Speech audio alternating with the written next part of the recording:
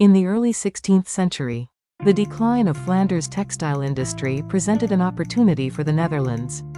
Dutch merchants amassed wealth rapidly by establishing themselves as middlemen in the trade of British wool products across the continent. This economic prosperity had a profound impact on Dutch society as a whole.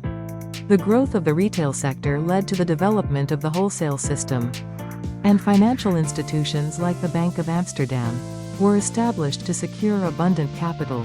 Notably, the Amsterdam Stock Exchange emerged as the world's first open stock exchange, transforming the city into a hub of European finance.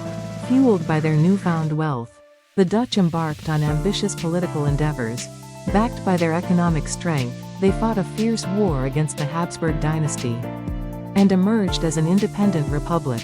In the 17th century, the Netherlands embarked on a quest for global domination, seizing the opportunity to expand into Asia.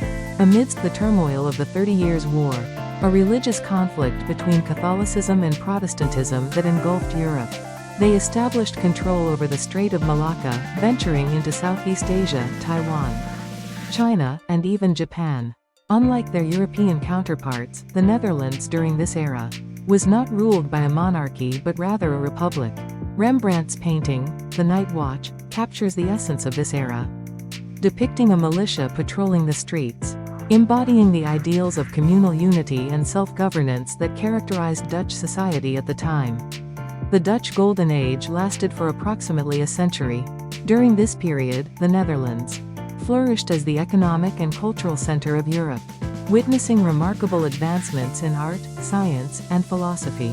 The Dutch Golden Age continues to inspire individuals worldwide, as a testament to the transformative power of economic prosperity and societal unity.